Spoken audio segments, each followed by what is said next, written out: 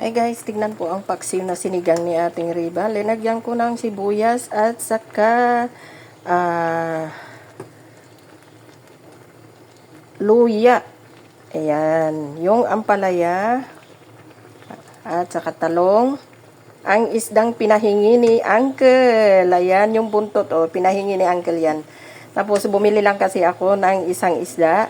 Ang isda na ito paghatian lang naman sana namin ni best friend. Kaya lang parang naintindihan yung yung sinabi namin. Kaya nagbigay siya ng buntot. Yan guys, ang pagkain ni ating Riba at saka ni best friend. Thank you for watching.